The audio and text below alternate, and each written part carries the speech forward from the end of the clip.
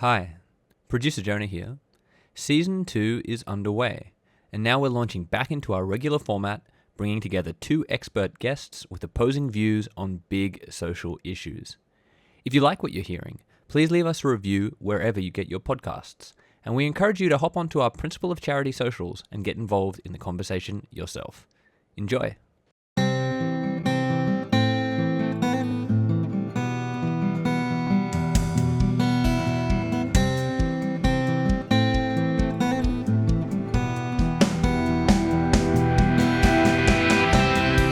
Welcome to Principle of Charity. I'm Lloyd Vogelman and I'm here with my cousin and buddy, Emil Sherman. We're here to inject some generosity and curiosity back into our conversations. Principle of Charity tells us to seek the truth, not win the fight. To first put aside our own views and try to understand the other viewpoint before we instinctively reject it. It asks us to treat others as intelligent, and in so doing, it allows us to do a better job at evaluating their argument. So, Emil, what's our topic for today? Thanks, Lloyd. Our topic today is should societies allow voluntary euthanasia, also known as voluntary assisted dying? So what do we do as a society with people who want to die? I'm talking here about those at the end of their lives who know that the rest of their waking hours will be filled with much pain and who want to choose when and how to end it.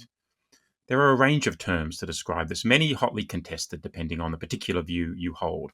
From voluntary assisted dying to voluntary euthanasia to assisted suicide, even state-sanctioned killing. It's such a hot topic, and for good reason. We're talking here about death itself and who gets to preside over it. Now, in countries with the monotheistic traditions of, Judaism, Christianity, Islam, there's a deep-seated belief that whilst we have a degree of autonomy as to how we live our life itself is a gift from God, and it's not something we can just hand back, no matter how much of a burden it may be to us. But even if we don't believe in God, many of us still think that there's something so special about life that even we don't have the right to decide when and how to end it. That when it comes to death, we need to leave it in the hands of a greater force. If not God, then nature itself. And all of this pushes us right up against the limits of our ability to consent to our own death. For how can we consent to something that we won't even be around to regret? Isn't consent at its core a bargain with our future selves? All of this, Lloyd, is of course very tough for the institution of medicine. In the West, at least, it's built on the premise that doctors should do no harm.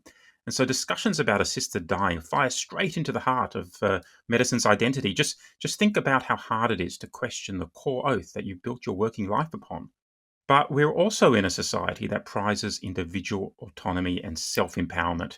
And when you've been told for 80 years to take control of your life, but then in the final straight, you've no right to make arguably the most important decision of your life, it does feel like a slightly perverse twist of logic, or at the very least, a bitter pill to swallow.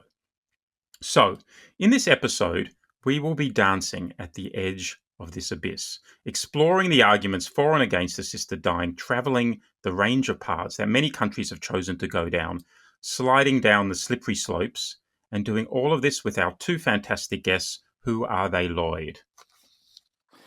Emil, our two guests today, and I am very excited about hearing them, are Andrew Denton and Bernadette Tobin. Let me start with Andrew first. Andrew is an award-winning writer, performer, and producer. His TV programs include The Money or the Gun, Enough Rope, and The Gruen Transfer.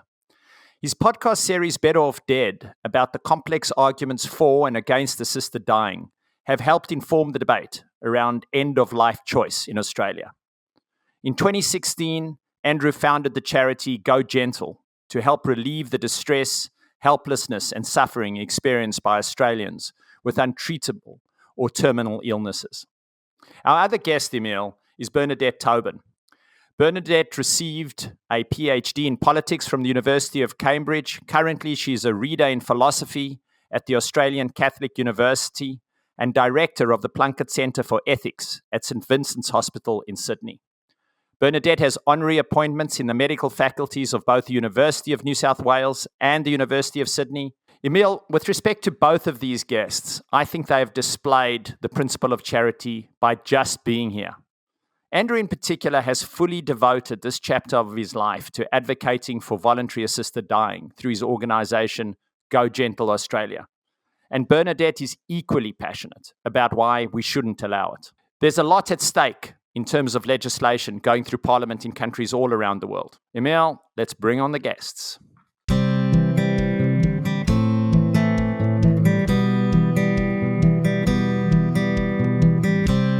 Thank you so much, Andrew and Bernadette, for joining. Let's start with you, Andrew. Tell us, why do you think we should allow doctors to assist people to die? And in what circumstances do you think it's okay?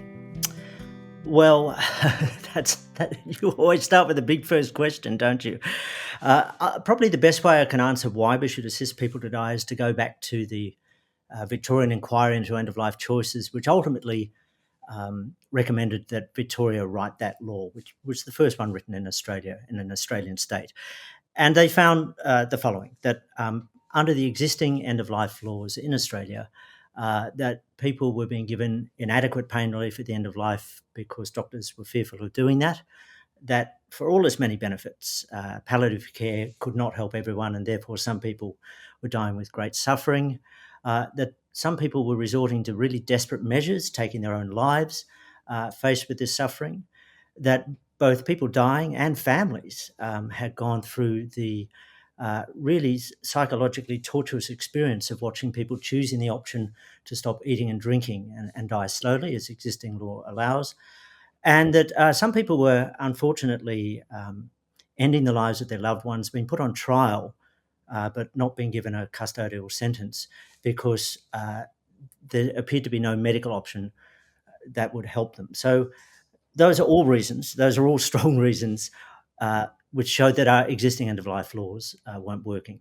What are the circumstances in which I think a doctor should assist someone to die? Well, first of all, that they must be a competent adult. My view is that, and this is not actually the law in Australia, that the circumstances in which someone should assist a person to die is when they are suffering from a medical condition which is causing them enduring suffering, which cannot be treated in a way which is either effective or which they find tolerable. Great. Well, there's a lot in there that we're going to unpack, but let's go to you, Bernadette. How would you present, I guess, the opposite case, why doctors shouldn't be allowed to assist people to die? I do think doctors should be allowed to assist people to die in comfort and with dignity. I don't think doctors should be allowed to assist people to commit suicide. And I certainly don't think doctors should be allowed to deliberately end a patient's life themselves. So why do I think those things? Really for three reasons. One, because of my understanding of the inherent value of human life, that is, that it ought to be treated as inviolable. Secondly, because I think bad things happen to people when these practices of assisted suicide and euthanasia are legalised. And thirdly, because I think it just corrupts the doctor-patient relationship. It's a very bad thing for medicine. Okay, well, we're going to go through each of those, I'm sure, as we get through this conversation. But can I just go, Bernadette, to that distinction between, I guess, action and omission, when a doctor acts to end someone's life versus when they let someone die or withhold treatment. How do you see that bright line working? There are various times when omitting to do something can be morally problematic. If I walk past someone on the street who's choking and I'm the only person around and I decide to do nothing, that's surely morally bad. Why do you see there being such a bright line between those two? There will often come a point where the treatment that is prolonging the person's life or even keeping the person alive is no longer therapeutic. It's keeping the person alive, but it's in no sense healing them, in no sense at all. And indeed, it may also be what we call overly burdensome. It might have some benefits, but it's imposing burdens of pain or other symptoms, or it's requiring that the person keeps coming in for treatment. Whatever, the burdens are very individual. And so a good doctor will have the discussion with the patient about backing off and allowing the patient to die. Now, sooner rather than later.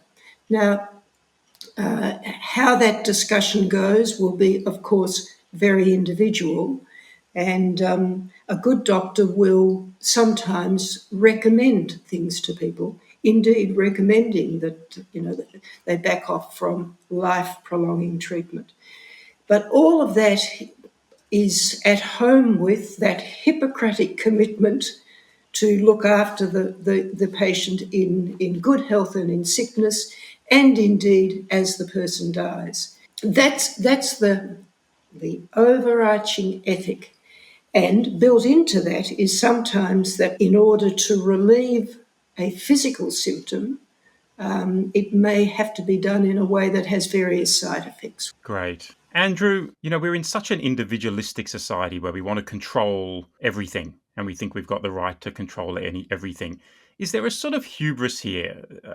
We didn't decide when we were going to be born and how we were born. Is this just a decision that it's not ours to make? There's certainly a very strong view, and particularly in the Catholic Church, that is right, that it is not for a doctor or anyone to end the life of a sick person, that God decides these things because God gave us life.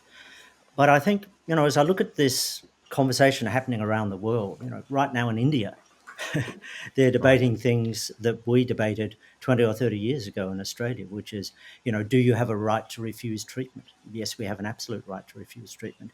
Do you actually have a right to turn off machines that might sustain your life? Yes, you have an absolute right to do that. Do you have a right to stop eating and drinking and be medically supported as you die, whether that is a long or slow process? Yes, you have that right. So I think one thing I'm sure Bernadette and I will agree on today is that this entire conversation is fraught with ambiguity. There's a lot of nuance. There's no bright shining line, I believe, anywhere. Bernadette may disagree. So this question of, do we believe in control? I think this is a question faced by all societies, and it's partly because we live longer than we ever used to, certainly in Western society. We die now of chronic diseases as opposed to communicable ones that we used to die from, obviously putting COVID to one side. As we've lived longer and as we've seen medicine capable of keeping us alive longer, which it can, and Bernadette referred to burdensome treatment, but there's also futile treatment, and there is unfortunately quite a strong history of modern medicine engaging in futile treatment. People look at that for themselves, but they've looked at that, I think, with our generation, for their parents, with friends' parents, and they go, well, that is not something that I want to experience or that I think is a fair thing. And when we talk about control, I think that this conversation is not just about a person's desire to be in control. I think a lot of this debate has been about the amount of control of the medical profession, and in many cases, the medical profession with a very strong moral view about what should happen at the end of the life, how much control they should have. Yeah, great. Bernadette, let's go back. I think it was to your point number 2 in your introduction, that there is something so precious in our lives, about our lives, that even we don't have the right to trade off our spark of life, regardless of the pain we're in, and we can get to pain. But, I think from my understanding, you believe that even if you're in pain, you just don't have the right to make that decision. Do you need to be religious or to have a religious underpinning to hold that view? So, Emil, I'm a Catholic. I'm a cradle Catholic, Yes. and I'm grateful for that. And but nothing in this conversation that I say is based on theology. Nothing at all. Andrew would know that very many Catholics are very much in favour of the laws that he's helping to introduce. And one other preliminary before I get to the substance of your question, and it's this, that although nothing I say is based on revelation or theological or religious in that sense, Christianity endorses a lot of things that ordinary decent people think, and a reasonable religion will try to explain its social teachings as best as it can. And that's why I have accepted this invitation today. because I'm very keen to do the best job that I can to explain these teachings. Now, in the light of that, what was the question you asked me? Sanctity of life. What is the secular argument in favour of the sanctity of life? Okay, so I take sanctity just to be a religious way of making a point that's in fact a humanistic, secular, reason-based point, and it's this. There are basically three ways in which you can think of the value of human life. You could think of it in a vitalist way. Nothing must ever be done to in any way shorten it. Crazy. You can think of it in what I call a qualitarian way, a quality-based way, where its value depends on it having some particular quality. Now, what that quality is depends on who's explaining this view, but mostly qualitarians value thinking and reasoning and choosing and willing. So the more those qualities are present in life, the higher value it's got. The less they're present in a life, the lower value it's got. And some lives so lack those qualities that they don't have any value at all. Now, I think that view is just arbitrary and unjust. Now, my own view you might think of as a middle view, and it's this idea that every human being's life is marked by radical capacities to think and to love and to fear and to want and to desire and be anxious and all of those things. And in some people, those great capacities are not exercisable, either because of their age or their disability or their lack of their illness or something. But every single human being has those capacities. And that's what the UN Declaration on Human Rights means. Every human being is equal in worth and dignity. Now, given that's the idea which says, so you shouldn't deliberately extinguish these lives.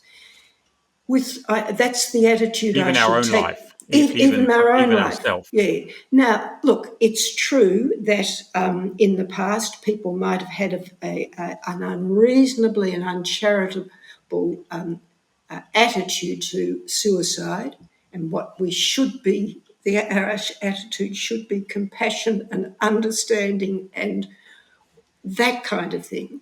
But my life is inviolable. Another way of putting it is it's precious. Another way of putting it is it's sacred. But all those terms mean the same thing. It should not be. It should be treated as something that isn't the subject of attack, either by myself or certainly by a doctor. Even if we ask the doctor to do it. And that was the point that Hippocrates said. He said, I won't give a poison to anyone, even if he asks me.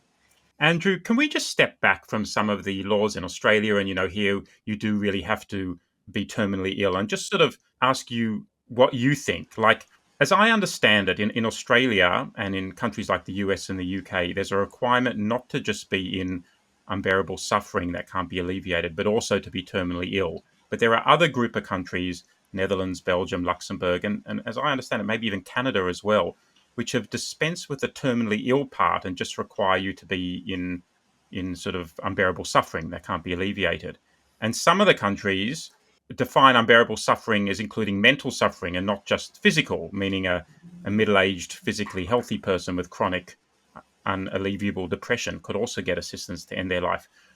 Where do you personally draw the line? I'll just correct you 1 second there. Please. The UK doesn't have these laws. Okay. They're debating them again. They're debating them. And can I just wave my Catholic card too? I am born a Catholic, but I am perhaps you best described as geologically lapsed. It's that far back. So where do I draw the line? First of all, I draw the line at I think you have to be able to competently request it. I think that's an absolute bottom line. Mm-hmm. I guess where I wander into the difficult area for me is what's been discussed in some countries now, which is what's called weary of life. And I think we all know of somebody who this may apply to. And the outstanding example in Australia was a few years ago, Dr. David Goodall, beautiful man, scientist, poet in Western Australia, who lived to 104, was still highly active, well into his early hundreds. In fact, won a case against the university that attempted to kick him off the campus at the age of 101 because they thought he was unsafe. But at the age of 104, he had no terminal illness, but he was done. He could no longer, despite having led this deeply active physical and emotional and mental life, the burden of his life to him, he was absolutely exhausted. He wasn't enjoying any of the things that he could do. And he had a great fear that he would fall and end up in a home and die as he didn't want to. So he had the opportunity and he had the resources to fly to Switzerland, the Dignitas Clinic, and he went through their application process and he did end his life. Now, I actually look at David Goodall, and I think many a Christian heart would look at David Goodall and say, I get that and I support that. But I think it's very difficult to write a law that encompasses that, because for David Goodall, there'll be other people, and I certainly know of people, and we've heard of people who wake up in nursing homes every day in Australia and wish that they hadn't woken up again. But there'll be other people for whom it is difficult to establish that it is clear as it is for David Goodall. Just to go more extreme though, Andrew, I mean, suicide is not illegal. Why shouldn't we have the unfettered right, if we want to commit suicide? I know we're sort of moving outside, voluntary euthanasia, but just I think it throws some thoughts into relief here. But if we do want to, why shouldn't we have the right to get medical help to do it in the most efficient and painless way? Well, first of all, I'll make... Or should we? I'll make the strong distinction between suicide and assisted dying. Please. I absolutely understand how people can argue it is suicide. I see... You can look at that act and say, well, that is indistinguishable from suicide. And the way I tend to explain it is to talk about 9/11. And we all remember the terrible images of those people jumping from the buildings, the burning buildings, where the heat was so intense that the actual steel started to melt. And we don't still know how many people actually jumped from those buildings. It was somewhere in the order of 200 to 400 people. Nonetheless, the New York Chief Medical Examiner did not classify those deaths as suicides. He classified them as homicides. And he basically said, when you are faced with that amount of potential suffering, then who amongst us wouldn't have made that choice? So I think that is a good way of defining the difference between facing extraordinary suffering and no clear way out and suicide. And I think it's very possible and very clearly possible to determine between an impulsive act and a rational and considered decision to end your unendurable suffering. But to go to your question as to why shouldn't we, these are the laws that we have created in different societies have been created to a great extent because those societies have demanded change. But it's the obligation of all parliaments and all societies to create laws which not only reflect their societies, but also protect their societies. So, for example, I interviewed Philip Nitschke some years ago, and he suggested that all people over the age of 50 should have a pill, everyone should have a pill, that they can take whenever they wanted if they wanted to end their life. I didn't think this was a good idea. And I don't think it's a good idea. He doesn't believe doctors should necessarily be involved in end-of-life acts such as assisted dying. But I disagree. I said before, my definition was that it's a medical condition that's causing enduring suffering. Nobody comes to these acts out of the blue. They've already been through, in many cases, years and years of medical engagement. They're inextricably intertwined with the medical community. So I believe that the job of society, as represented by their parliaments, including and involving the medical profession, is to work collectively to help people at the end of life. I think this is an act of help, not an act of harm. But what's the danger of giving people pills to take over 50? Well, as I put it to Philip, I said, we all know that in our lives, what was the expression Bernadette used? Radical capacity. I love that expression. I'm going to put that on my business card. We have a radical capacity for change of all kinds. So, for instance, you at 45 might be on top of the world in your career going magnificently. And at 55, you got a divorce, you don't see your kids, and you're out of work. That to me is not a medical situation that you make available the possibility of suicide. That is a situation that requires therapy, and social support and counselling and good friends and good community. I mean, there's still an element of you are foregoing the opportunity to change your mind, even if you're on your side of the line there. You know, you're terminally ill or you're in unalleviable and unbearable pain. How do you think about those final 6 months? You could have a terrible day, you could really, or a terrible few weeks, and really feel like you just can't go on.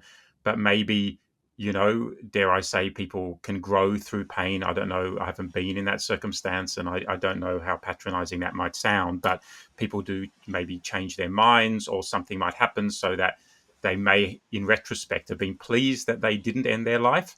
How do you think about changing your mind in the context of the unbearable pain scenario that you're in favour of? I think undeniably some people go through pain, and I have extraordinary admiration for particularly those who are sustained by their religious faith, who embrace suffering as part of that tribute to Jesus suffering on the cross. I think that's impressive and remarkable. Probably the best way I can answer that is to say what I discovered in Oregon, which we've seen repeated in Victoria in the first 2 years, is that fully a third of the people that get the life-ending drugs don't use them. Some die before they can. Others choose not to. And what I've certainly seen from the people I've spoken to is that people come to this very late. And it's an awesome decision to choose that moment to end your life. It's a really, really hard decision. I would say, by the way, it's equally awesome decision to choose to stop eating and drinking, or to choose to go off machines that might be sustaining life. It takes enormous courage to do it. And I think people let go of life with great reluctance. And the word that came through from the many doctors and families I spoke to in Victoria universally was courage. They could not believe the courage of people doing this. So I think people come to it only at the very end. And I think these are people that have really thought it through. And not just from when they got the drugs to the moment they take them, but sometimes for months or years beforehand. Andrew, I think that sometimes, look, there are various reasons why people don't want to describe it like that. One is euphemisms are useful politically. Another is I think people tend to confuse the act with the circumstances. So unassisted suicide is very often violent and impulsive and terrible. And assisted suicide is sometimes beautiful and peaceful. But there's circumstances. And we should distinguish the circumstance from the act itself, and then debate the act itself, debate the ethics of unassisted suicide and assisted suicide. That'd be how I think of it. The other thing about 9/11, I think whoever it was who wrote that book was exactly right. They were not committing suicide. And here's the way I think if I were teaching this to students, I would try to show them. And that is that now 9/11, those people were so high up, this could never have happened. But imagine someone who's in a building where there's a fire and that person jumps out in order to get away from the fire.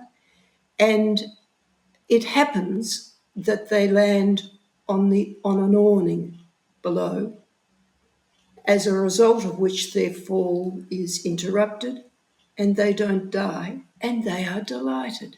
Now, that tells us that it wasn't suicide that they were doing. So I think it is an important matter. I would prefer us to be debating unassisted and assisted, but I'm pleased for the opportunity just to explain why I do describe it that way. I think the awning is a nice idea. I mean, I imagine if there was an awning for someone with terminal cancer who was in the last few months to jump out and be caught by an awning, they would choose that as well. Well, it would depend on what they were trying to do. Yeah. Can I just observe, Emile? I love that analogy, Bernadette, but it is a magnificent example of a miracle from a card-carrying Catholic. I love it. Can we move, Bernadette, to the slippery slope? Yes, that'd be good. Do you think there's a danger? I mean, if we open the door to assisted dying in limited circumstances, can we end up with depressed teenagers being helped to die? And I mean, let me ask you this as well: is a slippery slope fear a legitimate reason not to make a law? I mean, like there are laws. Laws are meant to reflect social consensus and norms, and we make laws all the time that could theoretically turn into slippery slopes, but don't. Like allowing alcohol hasn't inevitably turned into a slippery slope for legalizing every drug.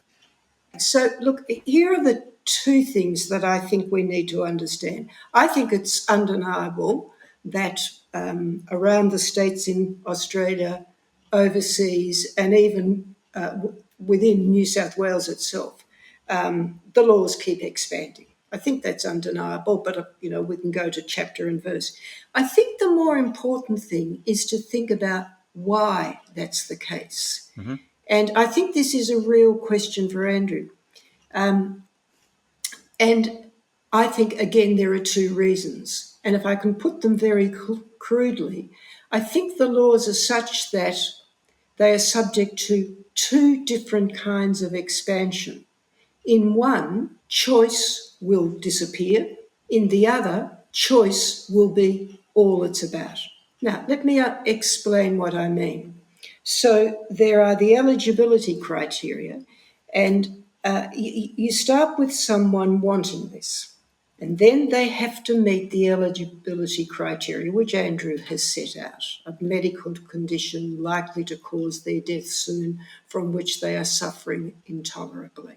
Now, two doctors independently have to come to the same decision that the person meets the eligibility criteria. Well, then, if the person meets the eligibility criteria, why is choice necessary?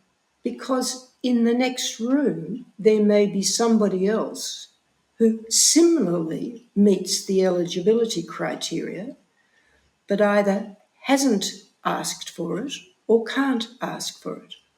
And thus, I think there is a serious pressure on these laws to expand to include, people with dementia, for example. Now, various moves are made to try to say, well, you could arrange it such that they could still choose, but you're really skating on thin ice there. So I think that's one form of pressure that needs to be thought of. The choice will disappear, and it'll be just about people meeting certain eligibility criteria such that the doctor can say their life is no longer worth living. Now, the other way in which I think these laws, there's pressure for them to expand is this: that the patient wants it, and the doctor then has to see whether the patient meets the eligibility criteria. I think there's a real risk with doctors that they will say, you know what, this person really wants it.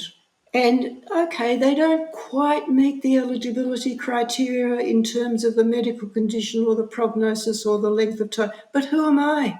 And you see that kind of pressure in Canada and the Benelux countries where the expansion is towards the idea that anyone should have the right to choose this.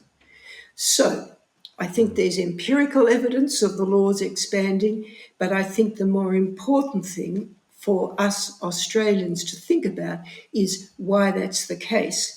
And I think serious people on both sides of this debate won't just dismiss this as of no importance. Look, I really have to push back against Bernadette's suggestion there that this is about doctors deciding that people die. It is a fundamental misunderstanding, if not misrepresentation of the law. They are about people's choice. They're about doctors assessing if they're eligible and then people choosing. Doctors never decide that someone should die. It is against the law. It is against the very fundamental basis of the law. Bernadette, can I ask, just hypothetically, if you were sure that there was no slippery slope, would you still be against assisted dying? I would want it removed completely from the medical profession. If the politicians want to legalise this, then they should either do it themselves Don't or implicate the doctors. invent some other so-called profession. Because of the corrupting effect, I think, that it has on medical profession. If you don't mind, Emil, I'm just going to add one or two comments about the slippery slide. What happens if the slippery slide is a good slide? I mean, we always assume the slippery slide is a negative slide. But what happens if we go down the slippery slide? We keep on going down because it's just filled with benefits.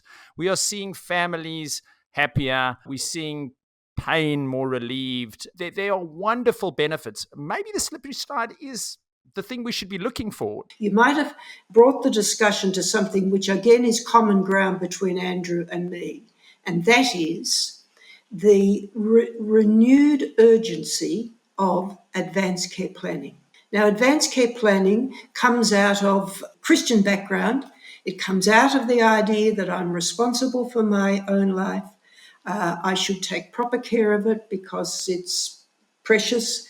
But I don't have to accept everything that doctors urge on me. And it's up to me to exercise my own responsibility. I'm the one who should be deciding. Now, in our current circumstances, where all of us in this room today should anticipate that as we die, we won't be able to have the discussion with the doctor that we would like to have, yes to some things and no to others, we should now be anticipating that and doing something about it to look after ourselves and the doctor too. And so we should be doing advanced care planning. There are two ways you can do it. The bureaucratic way is, I think, absolutely hopeless, filling out bits of paper that never refer to the circumstances as they come to exist. And the other way, what I should do is to work out who I'd like the doctors to have the discussion with, work out who that is, tell that person, because that person will probably find it very hard, and then make it clear so that that's documented. So what that can enable is that I avoid having imposed on me life-prolonging treatments that are either futile or overly burdensome, or that I simply say no to for whatever reason. That, I think, is a desirable development, and I think Andrew and I, this is common ground between us. Can we go to vulnerable people, Bernadette, now? Because that's one of the other big arguments here against assisted dying, is that vulnerable people may be pressured to end their life. They may, maybe you feel like a burden to your family, and I imagine, let's be honest, in many ways, those people are, but we don't want people who feel like a burden to their family to be pressured to end their lives. How would you spell out the concerns of around this? Well, I simply name the concern. A couple of years ago, the late Dr. Roger Syme was asked in an ABC discussion that he and I were both involved in. Somebody said, look, you keep talking about people choosing it. She said, what we need it for is all those people lying comatose with dementia in nursing homes. And he said, no, I'm not quoting him directly, but I think I'm quoting him faithfully. No, keep the discussion to what it is that we're focusing on now. We need to get this through. And then maybe in the future the society will think that it's unfair that people with dementia don't have this service available to them, and the society will need to think about this very difficult question. Now, this is, I think, I admire Andrew for saying he thinks that's a really difficult question. But I think what someone who is committed to it being a matter of choice, we need to hear Andrew saying, I would never, ever support it for people with dementia. Well, I'll say two things. First of all, Bernadette, you're absolutely right that this question is going to be on the agenda. In fact, it's well and truly on the agenda. Yeah. It is wherever I talk about this, and this is going back 6 years now, it is by far the number one question I get. Why aren't there laws to help people with dementia? And my answer is always because you have to be able to competently express your wish to die. That being said, I spent time in the Netherlands with a family and with the Life Ending Clinic, where in fact they do assist people with dementia to die. But it was very interesting to see. It was a very long and involved process where the woman involved, her name is Jenna, she had to prove right up until the evening before she actually drank a liquid that she understood what she was asking for. And the person that ran the Life Ending Clinic, and her daughter explained that process to me, but the person who ran the Life Ending Clinic, he put it, I thought, very well. He said, they spend a lot of time with requests for dementia to establish competency. And he said, you have to make a decision. You have to choose to leave the ball before midnight. In other words, if you are demented and you don't wish to have that future that many don't, where they end up as a shell of themselves, then you have to choose to end your life before it would naturally end while you are still mentally competent to do so. Andrew, even if we just stay with the voluntary nature of it, and we talked about dementia here, but even if you are able to freely and in sound mind consent to it, there are subtle forms of coercion, aren't there? That someone could say they're freely consenting and not coerce, but if you feel like you're a burden and you want to relieve your family of yourself, it's very hard to define a form that is going to pick up on that, isn't it?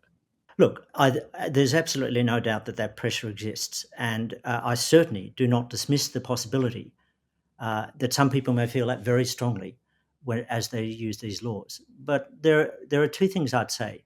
One is that the experience from Victoria, which is reflected overseas, is that the coercion is actually very strongly the other way. It's from families not to do this. Do not do this. We don't want to lose you. But the second thing I'd say, and this goes back to the idea of the continuum here, where did these laws come from? Where did they come from overseas? Where did they come from here? They partly came from an acknowledgement, and very strongly in the Netherlands, where it was the Dutch Royal Medical Society that was instrumental in driving their laws, that doctors were already assisting people to die. They were doing it illegally. They were doing it without consultation. They were doing it without oversight. There are many different ways that can be done, and I'm sure Bernadette might dispute some of these as being assisting people to die. But even in this country, in Australia, the process of terminal sedation, where people are sedated into a coma at the end of their life, which is a really good medical act, there's no regulation of that. There's no central record kept. When people choose to withdraw from treatment or stop eating and drinking, we don't have any of the checks and balances about any of those awesome end-of-life decisions as we do with assisted dying. Nobody is checking to see, is there coercion? Is there something else happening in the family? And I think the advent of assisted dying laws is bringing regulation and light to end-of-life practices that should have been there a long time ago. Let me to make one comment on that one, Emile, and it's this, that retired Judge Betty King, when asked about coercion after the first couple of years of the Victorian experience, said there's absolutely no evidence of it. But of course, that claim, the worth of it, depends on the data on which it's based. If you look at the application forms, all of the paperwork that the doctors have to fill in, there is no point there where any evidence that the doctor might have thought of coercion could be noted. So the retired judge's claim saying there's no evidence of coercion was, as I think, entirely worthless. But look, there's a lot of different experience here. But one thing I think we do know, and that is that it's a phenomenon that's known in nursing homes and hospices of families wanting the person they love to be overtreated and families wanting the person they love to be undertreated. And one of the things that can motivate the desire for undertreatment is, in fact, the keeping an eye on the family finances, on the cost of the Yeah, nursing yeah. home and all of that. Can I ask you, Bernadette, about palliative care? I mean, a lot of your argument is partly predicated on the idea that palliative care can reasonably end all suffering. Can it? And No. if it can't, isn't there a way for assisted dying to sit within the toolbox of palliative care rather than being an attack on its very identity? No. Well, I don't believe, and I hope I've never said that medical forms of the relief of symptoms can extinguish all forms of suffering, even all forms of physical suffering. Mostly they can. Every now and again, very rarely, you need to respond to physical suffering. And by the way, it's common ground between Andrew and me that we both very much regret that people suffer as they die. That's common ground. Just every now and again, the physical suffering needs to be relieved indirectly by light sedation. But you know what is what people suffer from as they die?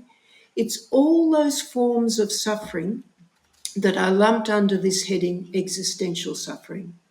Loneliness and fearing being a burden, boredom with tiredness with life, all of those things. Now, strictly speaking, they are not things that doctors have any expertise on at all. The doctor, by and large, doesn't know what's going on in the family, doesn't understand the family dynamics, doesn't know what pressures are being put on either for the person to accept more life-prolonging treatment or to accept less. So I think, going back to the Philip Nitschke idea with the pill, one thing I think that responds to, Andrew, is this, that mostly people fear dying, not death itself. Maybe most people fear that too, but mostly people fear how it will be as they die.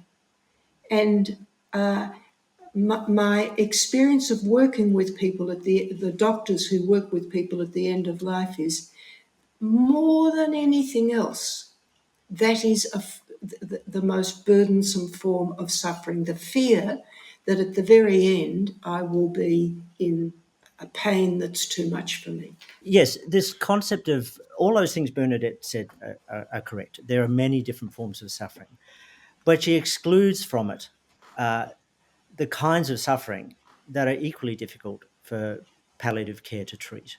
And they can be multiple forms of suffering. So as you are dying, and this can be days, weeks, or even longer for unfortunate people with illnesses such as motor neuron disease or multiple sclerosis, amongst the things that you can be dealing with are incontinence, vomiting of an extraordinary nature, extraordinary fatigue, the side effects from the medications you're being given, delirium, the fear that Bernadette explained, neuropathic pains, which are very, very difficult to control, bones breaking, watching the suffering of your own family as they watch your suffering. These are just some of the things, and they can be happening simultaneously. They can increase in crescendo, and they can be very clearly all that is going to happen to you for the rest of your life. That is also suffering. It is suffering to be somebody, as one of the people I met in Victoria, her mum Margaret had a neurodegenerative disease.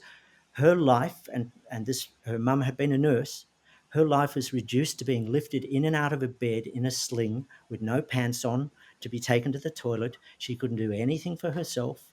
There was absolutely nothing palliative care or medicine could do. That was her life for the rest of her life, and she didn't want that life.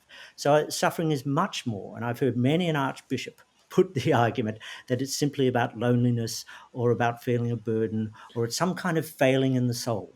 These things may all be part of a person's dying, but suffering is a much wider concept than that, with very clear physical effects as well.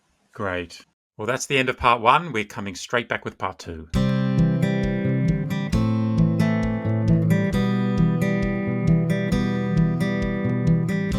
Okay, well, thank you, Emil. What we'd like to do in this part of the podcast is actually explore the principle of charity with both of you. And as we say at the beginning of our podcast, the principle of charity is designed to seek the truth, not win the fight. But equally, one of the key dimensions of the principle of charity is to listen carefully to the other's points of view so that you fully understand it, but equally not to focus on the weakest part of their argument, but to consider the whole argument.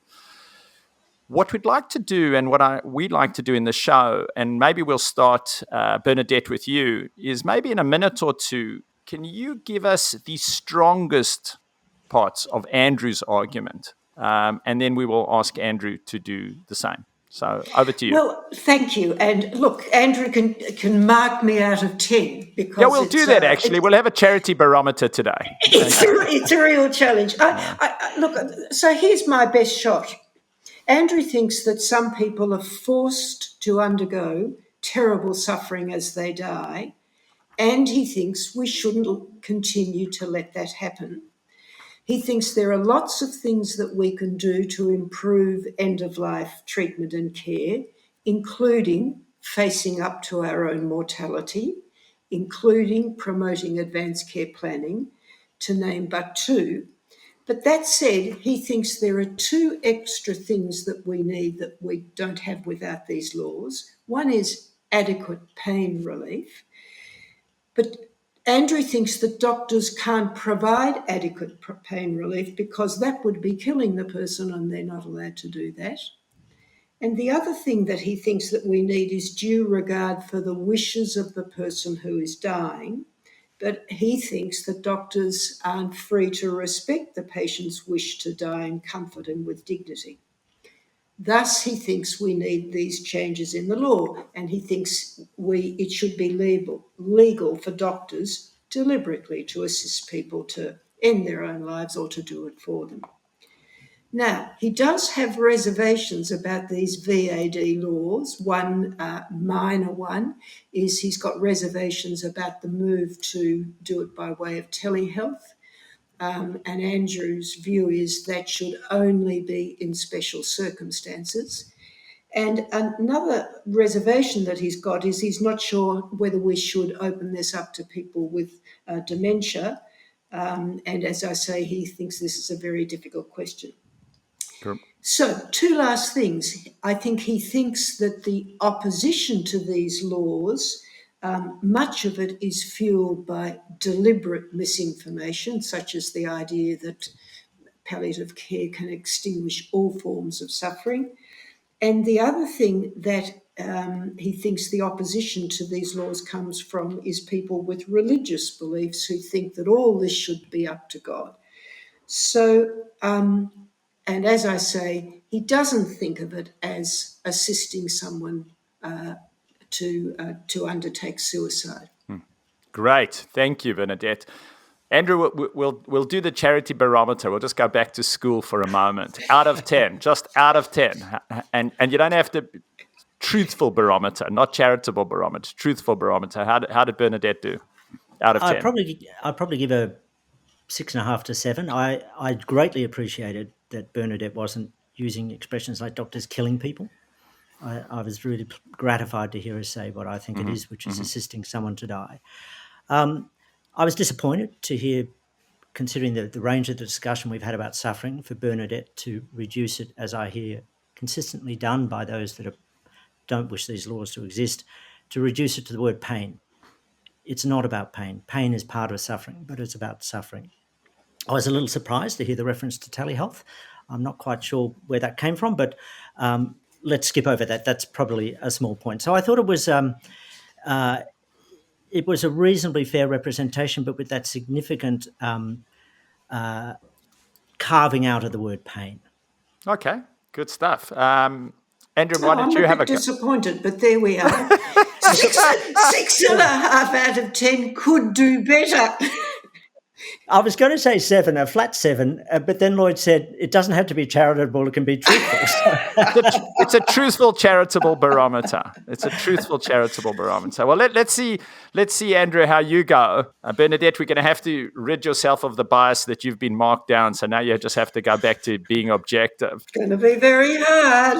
I know. As I understand it, Bernadette's strong points are that assisted dying does undermine faith in the medical profession. That once you allow one category of people to be helped to die, such as the terminally ill, it inevitably expands to include others, and you can't control that. That you can never construct safeguards that 100% protect vulnerable people from the prospect of abuse. And that all lives are of equal value. We must never violate life, not even our own.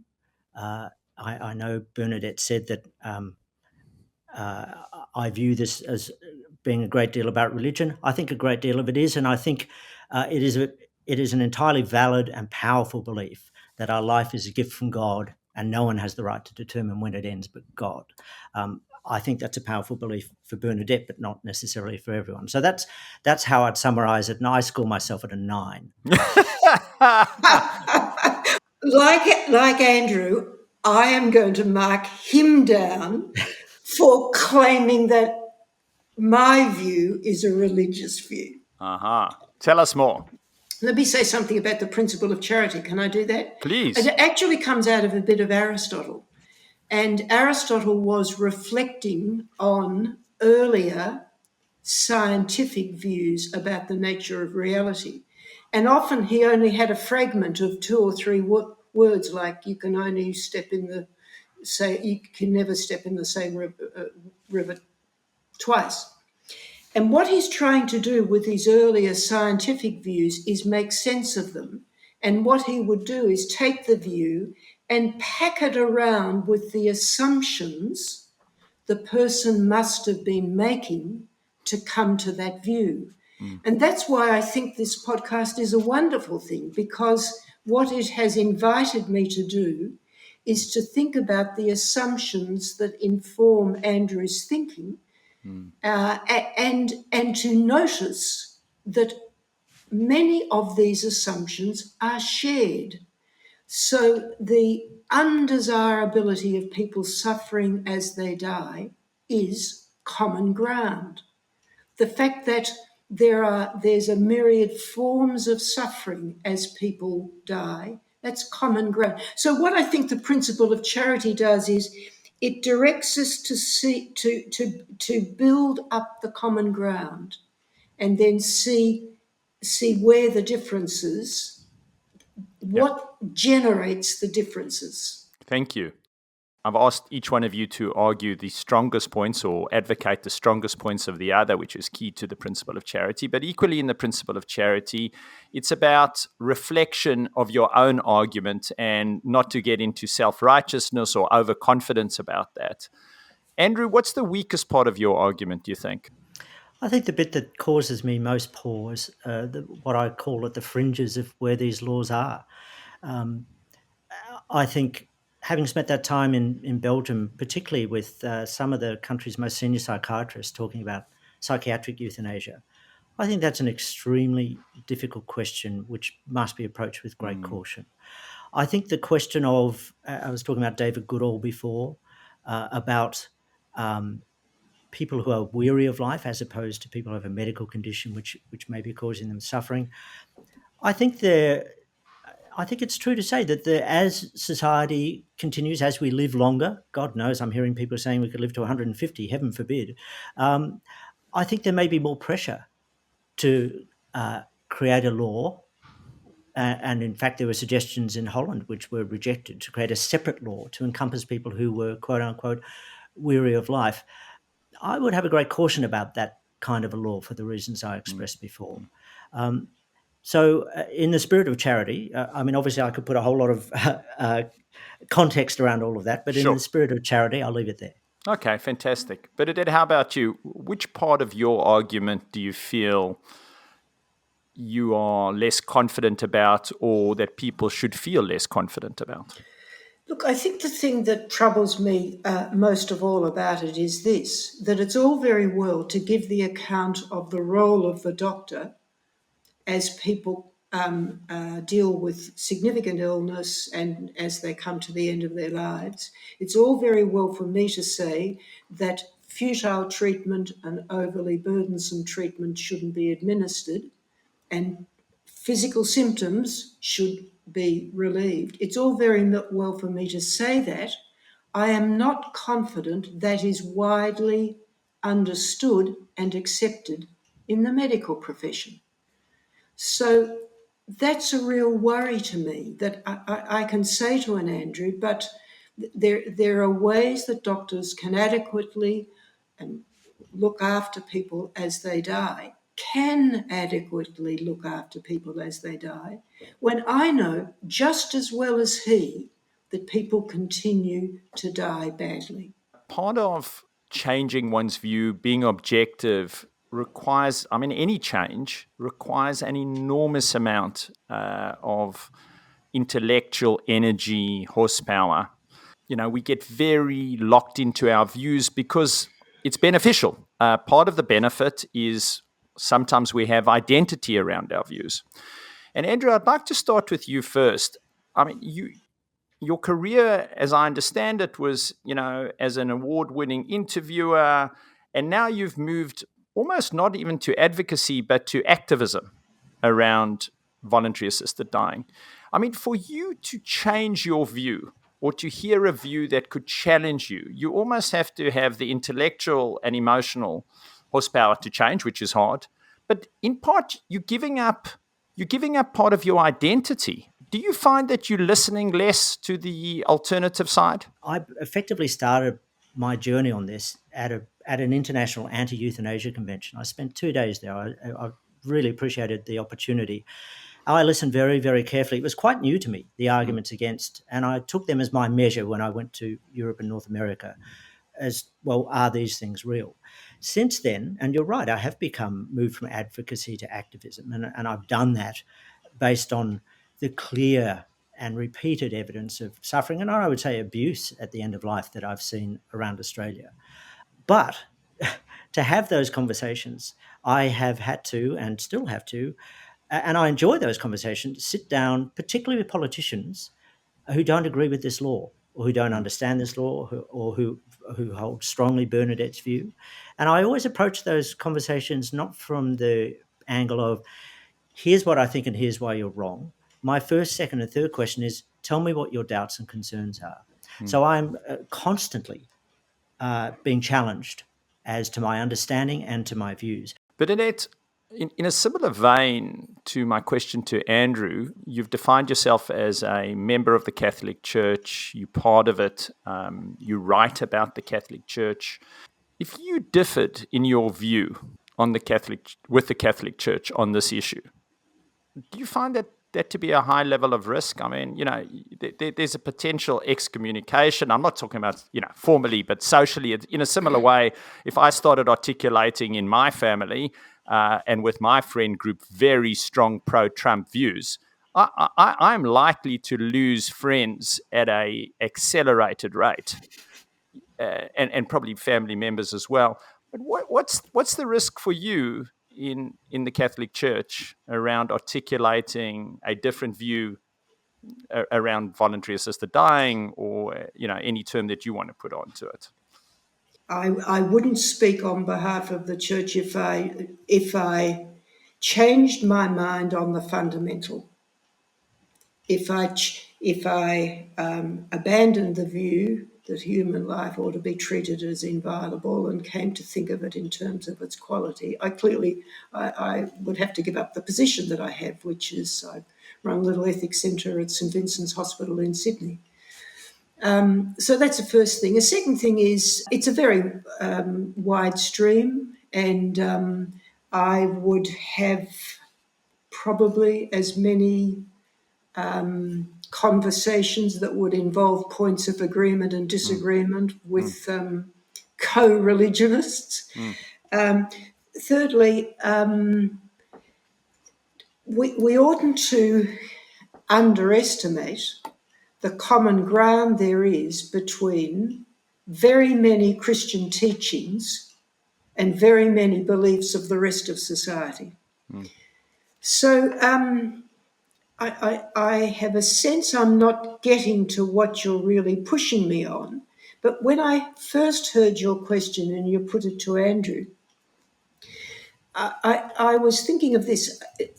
Look, if it turned out that, so one thing that was said very early was that legalising this practice could well diminish the number of suicides in communities. That's a really interesting argument. I'd be really interested in that. I'd have to rethink things. I don't think it's the case, but that would give me pause for thought. And let me throw one other thing in. I really understand this fear of dying. I don't mean of death, because that's not our subject matter. I might be frightened of that too. So again, that's not foreign to me. Right. I suppose my question is, when we explore the principle of charity, and I find this for myself, is it's quite hard to change one's perspective if one is afraid of the social group that you belong to and the dangers of doing that. And Look, if that's your question, then if that was my fear, I'd be with Andrew in a second. Can I put the question more impertinently, Lloyd? Please. Bernadette, I believe you are the recipient of the highest papal honour that can be given, which is pretty impressive for somebody in Australia. Do you know what it gives me? The right to, on a horse, gallop up and down St. Peter's Basilica. Nothing else. Well, I hope you have claimed that right. I haven't.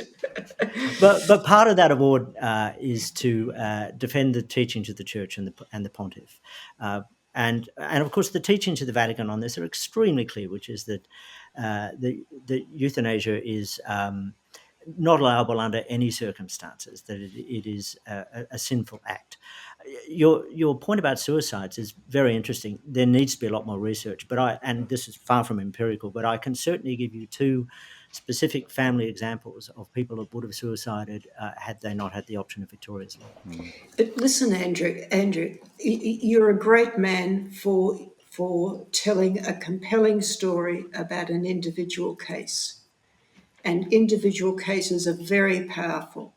I've had a look into the statistics about whether legalising these things diminishes the rates of suicide. I've looked at it in the European countries and in the American states, and it seems not to be the case. But I mention it because that would really give me pause for thought.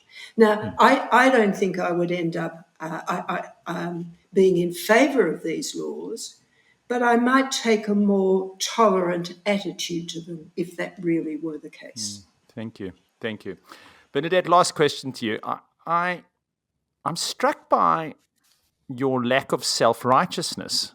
You come from a religious tradition. All of us, not all of us, but many of us, and I would include myself, when we're arguing a point or when we feel confident about ourselves and we're in our social bubble and we're getting confirmation bias about the other side, there's a strong smell of self-righteousness. My sense is you're not. And how do you do it? I'm one of 8 kids. How could you be self-righteous if you're one of 8 kids? You're being shouted down the whole time and you're trying to hold your own, yes.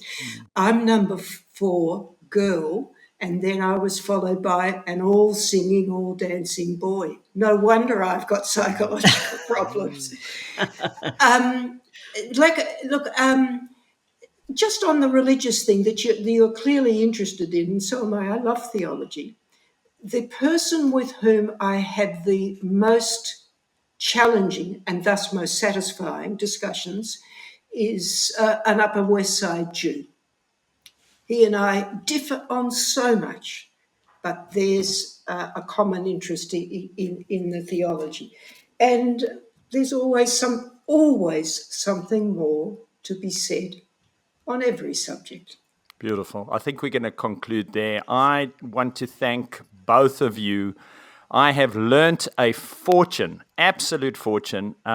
Your humanity in the show, the fact that you've showed up, you've had that conversation, but I feel your heart, I feel your rationality as well.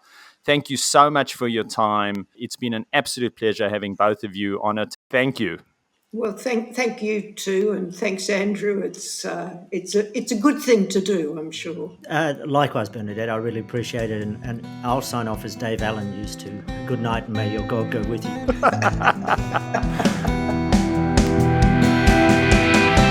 Quick reminder that if you like this podcast, please leave a review, tell your friends, or get involved on social media. It goes a long way to helping people find us and our conversations. Thanks for listening, and see you soon.